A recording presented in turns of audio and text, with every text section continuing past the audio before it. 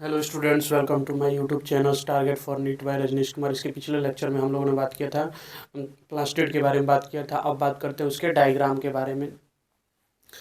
ये है प्लास्टिड का डायग्राम है, यानी उसका स्ट्रक्चर्स है। इसके बारे में बात करते हैं तो ये जो होता है प्लास्टिड जो होता है डबल मेम्ब्रेन जो होता है, डबल मेम्ब्रेन जो होता है स्ट्रक्चर्स होता है, यानी इसमें जो होता है दो लेयर्स पाई जाती है। ये होता है आउटर लेयर होता है, ये जो होता है वो इनर लेयर्स होता है, और बीच में जो होता है स्पेस पाई जाती है जिसको जो होता है इंटर जो होता है इंटर मेम्ब्रेन स्पेस कहते हैं, या पेरीप्लास्टिडियल स्पेस कहते हैं। इंटर मेम्ब्रेन स्पेस कहते हैं या पेरीप्लास्टिडियल, इस स्पेस को जो होता है इंटर मेम्ब्रेन स्पेस कहते हैं या पेरीप्लास्टिडियल स्पेस कहते हैं। अब बात करते हैं, ये जो होता है एक को जो होता है हम एक क्वाइंस जैसा स्ट्रक्चर्स होता है, और एक के ऊपर एक अरेंजमेंट देखने को मिलता है, और एक क्वाइन जैसा स्ट्रक्चर्स होता है जिसको हम ग्रेनम कहते हैं, और ग्रुप ऑफ एक से जब ज़्यादा क्वाइंस प्रेजेंट होता है उसको ग्रेना कहते हैं। एक को ग्रेनम कहते हैं, और एक से जब ज़्यादा क्वाइंस प्रेजेंट होते हैं उसको हम ग्रेना कहते हैं।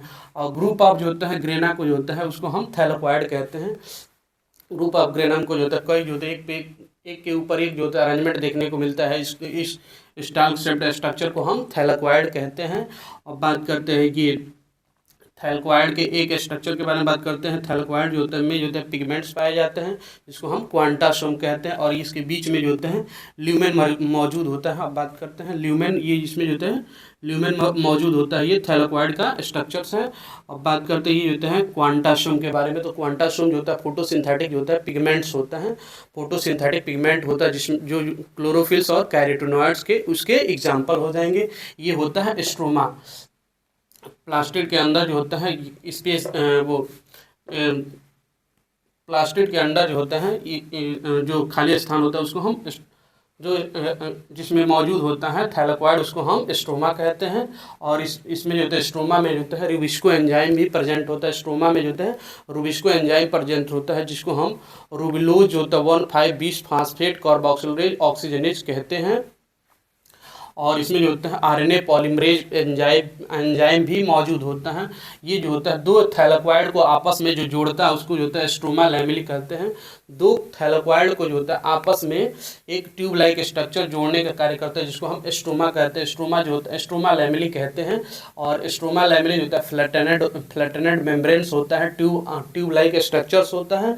और इंटर जो होता है ग्रेनल जो होता है थैलेक्वाइड होता है, इंटरग्रेनल थैलेक्वाइड भी कहते हैं। स्ट्रोमा लैमेली को जो होता है इंटरग्रेनल थैलेक्वाइड भी कहते हैं। ये जो होता है थैलेक्वाइड होता है connecting thylakoid of different grana, दो डिफरेंट ग्रेना को वो कनेक्ट यानी जोड़ने का कार्य करता है। और उसके साथ साथ स्ट्रोमा में होता है यानी प्लास्टिड के अंदर जो होता है आरएनए प्रेजेंट होता है, आरएनए के मॉलिक्यूल जो होते हैं वो प्रेजेंट होता है। इसके साथ साथ जो होता है प्लास्टिड के अंदर जो होता है स्ट्रोमा में जो होते हैं 70S और 80S जो होता है राइबोसोम प्रेजेंट होता है। और 70S से बड़ा जो होता है 80S राइबोसोम होता है जो कि होता है साइटोप्लाज्म में मौजूद होता है। और इसके साथ साथ स्ट्रोमा में होता है डीएनए भी प्रेजेंट है। प्लास्टिड के अंदर अपना खुद का जो होता है जेनेटिक मटेरियल डीएनए होता है, इसलिए हम इसको प्लास्टिड यानी क्लोरोप्लास्ट को जो होता है हम सेल्फ ऑटोनॉमस सेल ऑर्गेनेल कहते हैं। और एक और होता है माइटोकॉन्ड्रिया में भी अपना खुद का डीएनए होता है, इसलिए उसको भी हम सेल्फ ऑटोनॉमस सेल ऑर्गेनेल होता है। यानी दो होते हैं सेल्फ ऑटोनॉमस सेल ऑर्गेनेल्स, एक होता है माइटोकॉन्ड्रिया, दूसरा होता है क्लोरोप्लास्ट या प्लास्टिड कहते हैं। और जो होता है ये जो होता है जेनेटिक मटेरियल उसका अपना खुद का होता है, जो सिंगल स्टैंडर्ड डीएनए भी हो सकता है या डबल स्टैंडर्ड डीएनए मौजूद होता है। उसके साथ साथ इसमें जो होता है प्रोटीन कार्बोहाइड्रेट का सिंथेसिस होता है। और प्लास्टिड के द्वारा जो होता है कार्बोहाइड्रेट फोटोसिंथेसिस के माध्यम से जो होता है पिगमेंट मौजूद होते हैं जिसके द्वारा जो होता है फोटोसिंथेसिस के माध्यम से कार्बोहाइड्रेट और न्यूट्रिएंट्स बनते रहते हैं प्लांट्स में। Thank you.